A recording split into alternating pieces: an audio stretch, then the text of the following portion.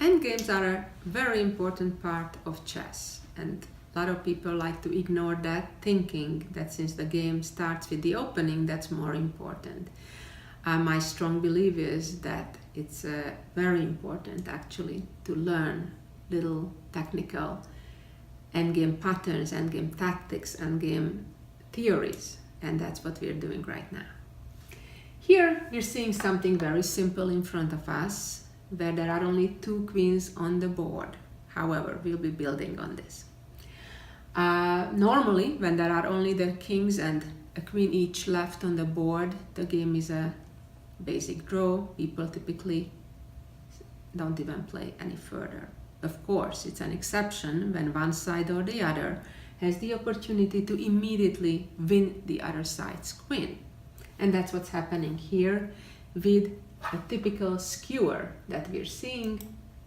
Check in the corner, the king must move away from the long diagonal and the queen falls. Okay, so this was really simple. Let's see how this works from a bit of a distance. Right now we have a pawn endgame where the black pawn actually seems to be further ahead, just 2 squares away from the promotion square, compared to white being 3 squares away. Yet, if it is white's turn, white will win because the pawn advances, so does the black pawn, white pawn, black promotes first, and yet it is white who wins after pawn checks, and similarly, as we've seen in the first example, white won the queen. But now let's see something a bit more complex. Here we go. In this endgame, we have an additional knight in addition to the upcoming queens. Right now they are pawns, but they are both, white and black, are about to promote to a queen. So it's important to know that in a normal queen versus knight, queen plus knight versus queen endgame, there is no way to win, again, unless one side can win the other side's queen immediately. So, in this case, for example, if white would promote the pawn, black would promote with a check, and if black plays normally without any major mistake, the endgame should be a draw. So, what should white do to prevent a draw? White actually has a way to win. If you feel you'd like to try how to win this endgame, you may want to pause the recording here and then come back when you're ready. So white has 2 potential ways to win this endgame. One is to try to force the black king into a skewer, like we've seen in the first 2 examples, or alternatively, to try to get the knight all the way to g3 or f2 to reach the promotion square, and then if the pawn promote, to capture that queen. Of course, the white knight seems so far away from the king's side to do so. But let's see how can white try to combine these 2 ideas. So the solution is a check.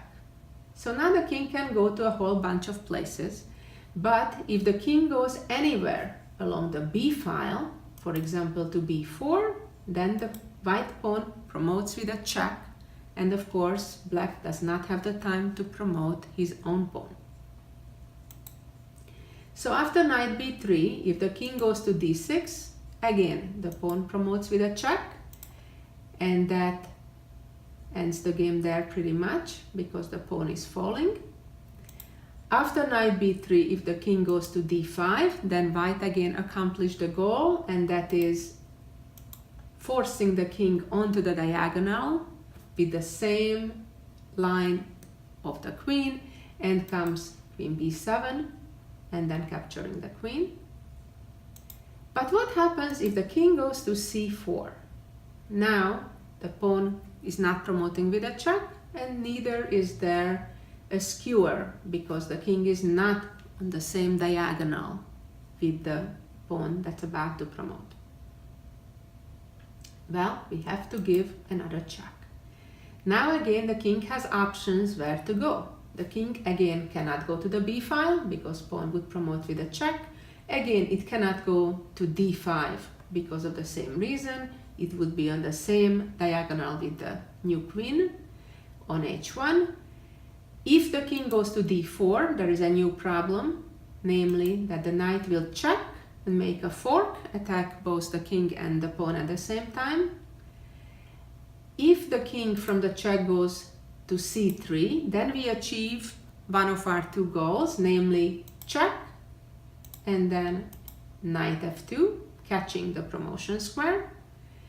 So lastly, the last option is move the king to d3. And now comes the beautiful key move that was actually invented by the composer of this beautiful endgame, Mr. Ericsson, back in 1965. And here the solution is knight e4. Again, combining all these ideas that we talked about. If the king takes, then the king again is on the diagonal and the skewer comes, winning the queen. Or if after knight e4, black promotes immediately, then the fork comes.